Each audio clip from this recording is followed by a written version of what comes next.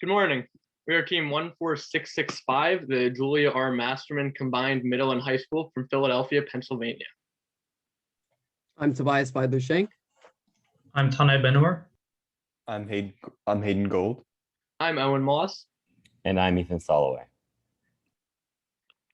As the world entered the throes of the COVID-19 pandemic in 2020, hundreds of millions of people were obliged to work and learn from home, which is to say, over the internet.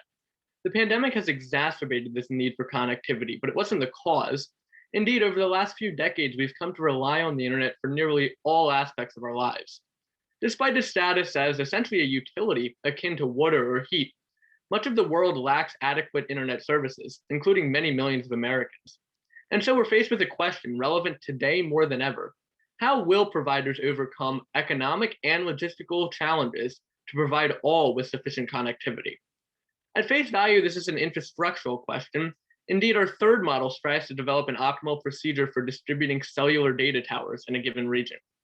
Critical to the success of this determination, however, are our first two models, where in the first we sought to predict the changing cost of internet service, and in the second we worked to model the amount of bandwidth required to satisfy a given household.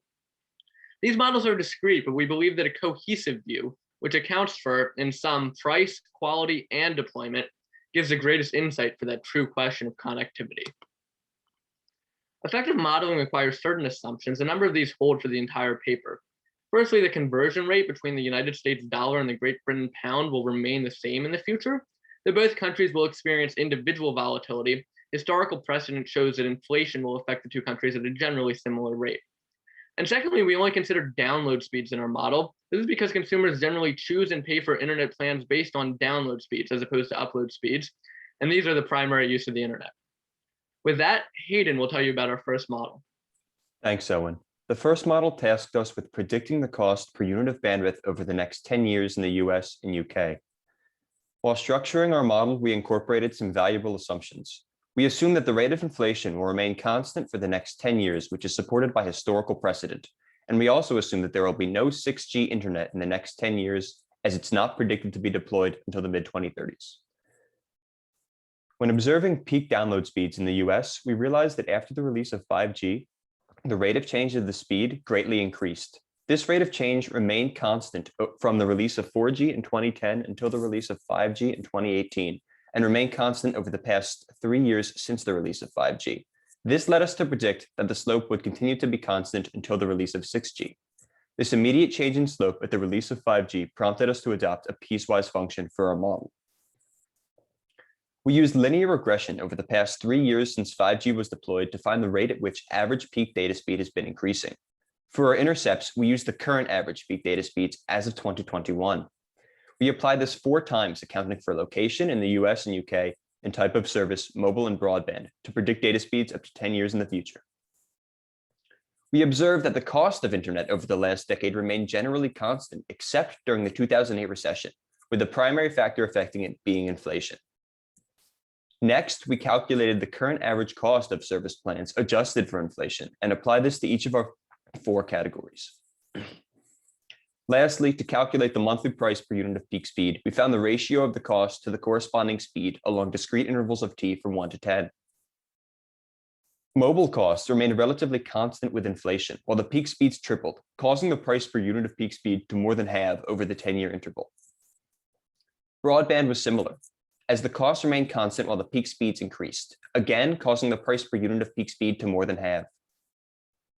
We realized that while both mobile and broadband were getting faster and cheaper, mobile would be noticeably slower and more expensive than broadband in both the US and the UK. To determine the efficacy of our model over changes in parameters, we decided to test different values of the rate of increase in average peak speed. A 20% change in average peak speed resulted in a percent change in the peak speed 10 years later that was at most 17% for mobile UK internet and at least 6% for broadband UK internet. The resulting percent change in the price 10 years later was at most 15% for mobile UK internet and at least 6% for broadband UK internet. Although our model is strong, it can be improved. We can consider plans with artificial incentives for multiple mobile lines, and we could account for the separate billing of text messages and calls. One of the greatest strengths of our model is our separation of mobile and broadband. Because mobile and broadband are generally billed for and provided separately, they should be tested separately as well. Our model exposed an important distinction between mobile and broadband internet. Although both are getting faster and cheaper, mobile will be noticeably slower and more expensive than broadband. And with that, I'll pass it to Toby for Model 2. Thanks, Hayden. So in problem 2, we were tasked with developing a model to determine the minimum amount of bandwidth required to cover a given household's needs 90% and 99% of the time, and then to test this model on 3 distinct households. So Model 2 brought about several necessary assumptions. First of all, we labeled all devices as either active, meaning that they require significant bandwidth to perform their main task while a person is using them, or passive, meaning that they perform their main task in the background without significant bandwidth usage. Secondly, for the 2 scenarios, 90% and 99% of the time, we define them as everybody in the house consuming maximum bandwidth activities and everyone in the house multi-screening maximum bandwidth activities, respectively, as these scenarios would only occur around 10% and 1% of the time.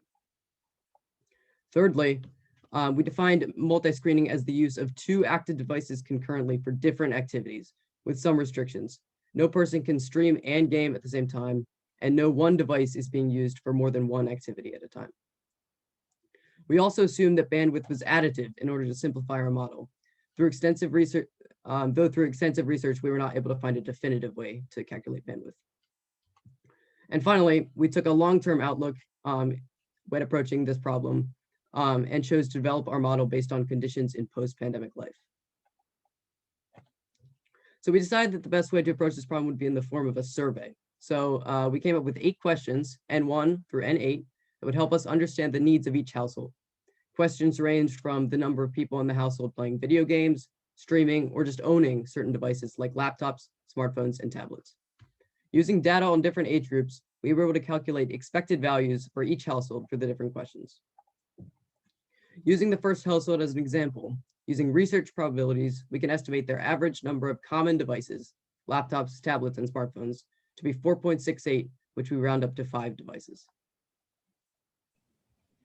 Once we had obtained our survey answers for each household, it was time to determine the maximum amount of bandwidth each household will require for our 90 and 99% scenarios.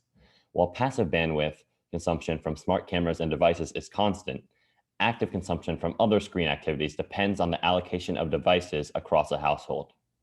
Thus, we devised an allocation scheme for both scenarios that would ensure that each household member was doing an activity that aligned with their preferences and utilized the most internet, while also taking into account the limiting factors of the number of people and devices in a household. First, we defined variables for the different types of active screen usage: streaming, video calling, gaming, and internet searching, and determined the amount of bandwidth each required.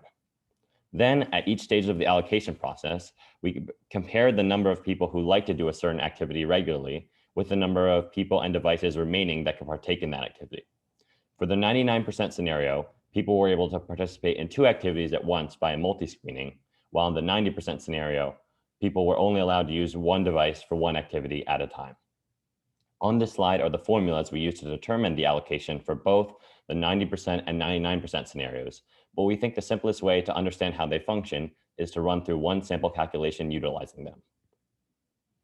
We will now run through a sample calculation to determine the values of S, V, G, and I for household 3 in the 99% scenario.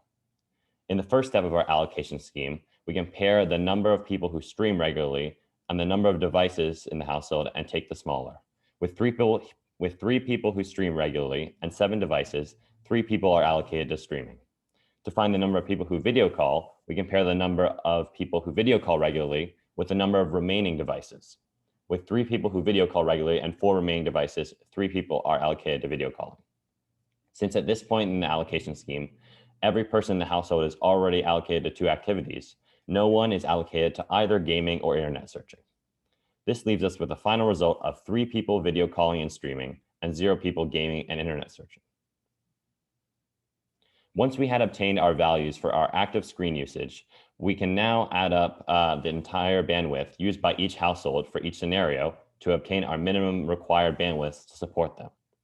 Each active screen usage variable is multiplied by a coefficient representing the amount of bandwidth required for each activity, gathered through our research. For our passive devices, represented by variables N7 and N8, we multiply them by the respective passive bandwidth usage as well.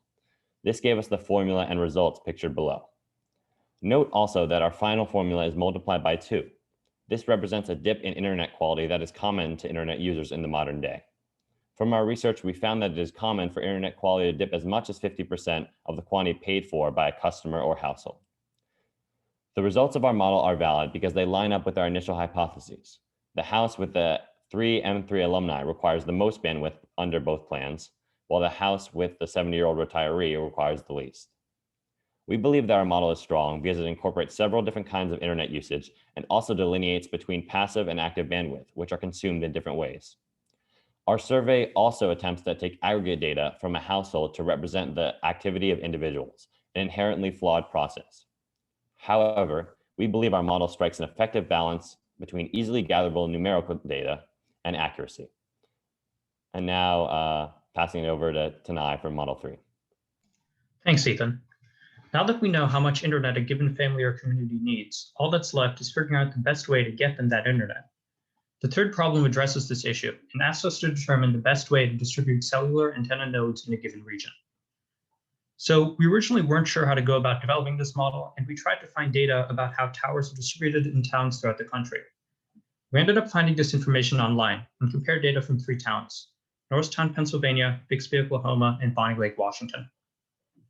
We found no correlation between the town's population and the number of towers, but we did find a reasonably strong connection between the town's area and the number of towers. Graphing this, we also found that these towers are concentrated in town centers, implying that tower density is also proportional to population density. The regions we were given had very irregular shapes and were extremely hard to input onto a computer, so we decided to redesign them for computational simplicity. This simplification will not interfere with the veracity of our model, as the algorithms we use will function regardless of the region's shapes. Let's briefly go through a visualization of our model. We start by determining the number of towers in our region, which was just a matter of multiplying the region's area by 11.4. For reference, the region pictured here has 20 towers. We then used a superimposition algorithm to impose a grid of lattice points upon the region. It chose to have 100 nodes per square mile. Next, we weight each point in our grid in proportion to the population density of the subregion surrounding.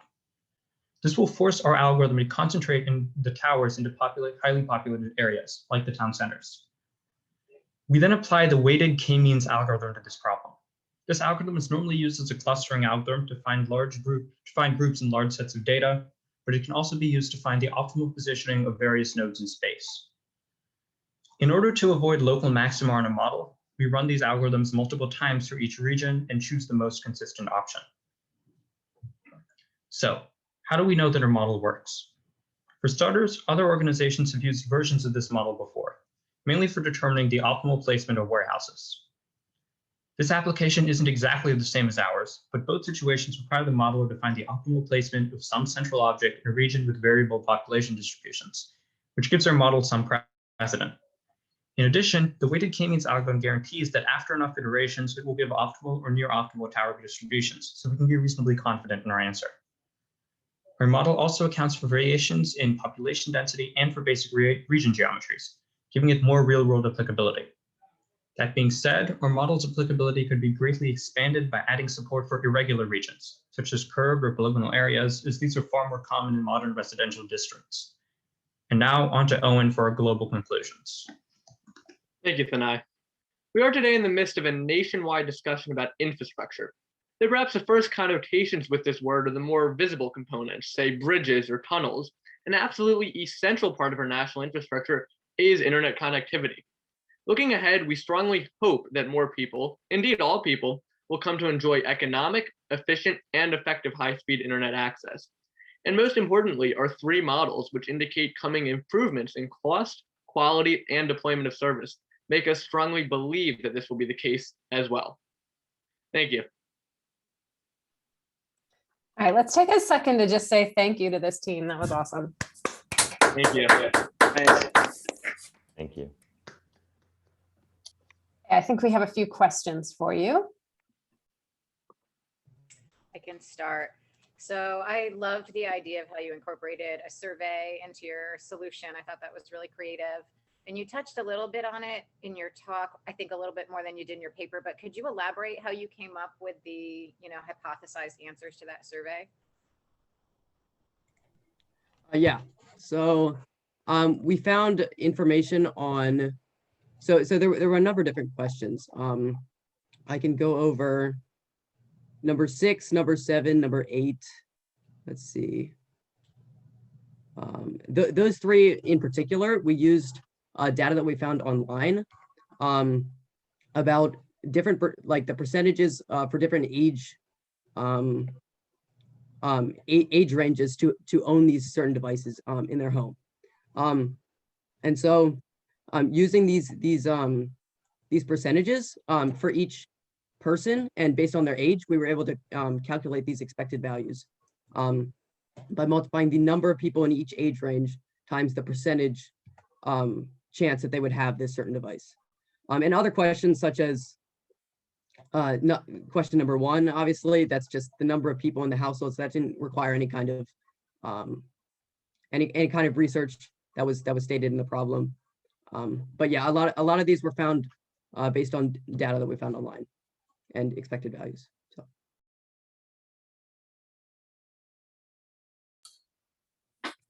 All right, thank you again. I've got a question about your response to the first question. 2 things. First, you used the same general form for your models for both the UK and the US. And just want to ask, is that reasonable and why you made that choice? And also, what's the long-term implications about what your model is going to say about the price going into the future? So we think that is a reasonable choice, but we noticed some certain differences between the US and the UK, mainly that the different generations of internet 3G, 4G, they were released at different times. And we think that this produced the differences in our data. For example, US got 4G in 2010, whereas the UK got that 2 years later. And it received another different generation 3 years after that, LTE Advanced. And we believe that these account for the differences between the US and the UK. But if not for these differences in the placement of these, the occurrences of these new generations appearing, we believe they would be similar because the inflection points that occurred during these years acted similarly in the US and UK. They just occurred at different points in time. And lastly, for your second question about the implications of the speed or the costs changing in the long term, we believe that as time goes on, as the speeds keep getting faster and faster, and the costs keep increasing at that slow margin, the only differences that we couldn't exactly account for being the changes in inflation due to other economic factors at the time. We believe that the internet across will keep spreading internationally, and fast, wide-speed internet will be open to all through both mobile and fixed line broadband. So. I might also like to add that we did notice a small, or it was a semi-large discrepancy when we were plotting download speeds over time based on the introduction of these new generations. And right in the UK, when LTE was introduced, the average mobile speed shot up significantly and then precipitously dropped down. And we had a hard time explaining or understanding why this occurred. But the rest of the model, we saw general inflection points around the introduction of the other new generations of internet, and it made sense to continue using this piecewise model. But we would like to, if we had more time, we'd probably investigate further why that happened. Thanks. I had, I guess, sort of one big question or muddled question maybe about Q3. So I'm wondering if first, can you sort of just give us a high level understanding of what that K, that weighted K means algorithm does? And then the second part of that question is, it looks like that you use just sort of one type of tower, or that you didn't maybe think about using high band, mid band, low band. And is that something that you could fit in with that algorithm, or yeah, sort of talk about that? Sure. So the weighted k-means algorithm is normally used as a clustering algorithm. It computes the centroids between, it basically looks at a group of data starts with just a bunch of different points and spaces them all out so that to minimize the distance between the points and the nodes you're using. So in our case, we were trying to minimize the distance between our tower nodes and the people living there. We weren't like given points for people, so that's why we had the superimposition algorithm in the beginning, but we figured that would kind of work out. As for the second part of that question about having different types of towers, because of the distances that we were using were super short, like I don't think there was a distance between a tower and a person longer than maybe a half mile. We could just be using I believe the high speed or medium speed towers for everything. If our model doesn't really work with the different types of tower speed, which was a weakness in our model, and if we wanted to account for that, we'd probably need a more efficient distribution scheme, maybe using a genetic algorithm or something like that in order to distribute them more, or just distribute them better. Great, thank you. Are there other questions other people have? I also had a question about part 3. So I liked how you simplified the regions into rectangles to make for laying down that grid and computing populations tractable. If you had more time, like another week to work on this challenge, what would it require from a technical perspective, coding wise, to be able to handle curved regions with general population distributions? So what my idea was for that was have it be sort of, you graph it as just a set of equations. So if you wanted a circular region, graph it kind of as a sphere and just use it as a set of inequalities to figure out would it be in this region, would it not be in this region, and sort of do like maybe a more distributed piecewise type thing. So you say the circular regions between these x coordinates, these y coordinates, and then in that smaller area, figure out whether or not it falls in the underlying region. Okay, great.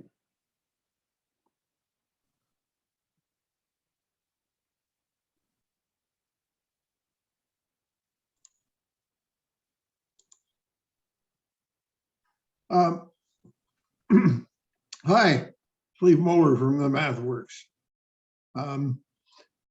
Last night on the Academy Awards, Xfinity had an ad that they were going to offer gigabit Ethernet speeds, gigabit internet speeds, 1,000 megabits. That's order of magnitudes higher than the maximum any of your maximum have. Are they unrealistic? Do we need, there to be any customers for gigabit internet? Sure. It's not necessarily unrealistic in the sense that we have the technology and the hard wiring now to offer internet speeds or bandwidth at that level, but we do believe at this point in time, it's in what, to use the language of the paper, and probably greater than 99% of the time, a gigabit of gigabit speed is vastly more than enough for a given household, even in an enterprise setting. I would consider that more of a sort of marketing ploy than a truly, if not reasonable, but necessary speed or amount of bandwidth. That said, that's at this point in time. It's possible, 10 years ago, families did not need the sort of bandwidth that they do need today, simply because there wasn't the technology. We weren't really video calling. Video game streaming was not so prevalent. And so it's certainly possible in the future that as new technology is deployed and it requires greater bandwidth, speeds on that order of magnitude may be required. At this point, it's very unlikely. And if I could kind of jump in here, these numbers that they gave are definitely plausible. It's just that most of the numbers we tried to calculate dealt with the average, because while they may offer gigabit internet, the vast majority of people are either not going to be able to afford or have no use for gigabit internet, period. So it didn't really make sense. Like, while it's offered, it's just not going to be the norm for years and years, because there's no reason to have it, and it's not really cost effective. Yeah, it might be more effective for larger companies or companies with large servers that have to accommodate large amounts of data being shuffled in and out. But for the average consumer, the amount of activity or the download speeds they need is much less. But I think what's a more interesting question is trying to understand and explain at least differences in download speeds over time, because I mean, we were noticing even as we were creating our model, like we had whatever 300 megabits of internet all the time, but yet we were still cutting out over video calls, and the amount of internet required for these is not a whole lot, but there is a large variation in the amount of internet you're getting at any point in time. So regardless of how much internet they're saying they're providing, we want to understand, well, what's the amount that you're getting at every point in time? Can we make sure that that's constant, that internet can be having sustainable internet over long periods of time? We probably have time for one more.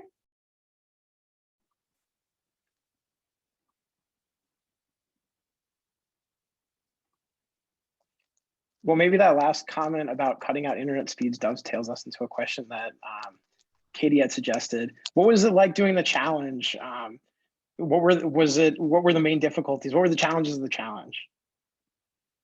Yeah, it was certainly an interesting experience to work. We were fully remote, and as a matter of fact, our district has been fully remote since March 2020. None of us have been in a classroom since then. And I guess luckily we would say 4 out of the 5 of us on our team had done the M3 challenge last year. Last year we did it in my dining table, so we really knew how to work together, and we knew sort of the ins and outs of the competition. But it was certainly a unique experience to be working totally remotely. But we found it quite apropos. Talking about internet speeds, and yes, I think my internet did cut out at one point during our competition, which was funny. But I would say, the greatest challenge is sort of, and it can be applied throughout. We go to Zoom school or working from home, whatever it may be. Is sort of that being able to really share, being able to really connect, whether that's sharing a piece of paper or a file or whatever it is. But we have seen, even in the last year, it's not necessarily internet so much as this the general sense of technology, but it's improved rapidly. And we really do believe we were able to put together a solid paper, even working remotely.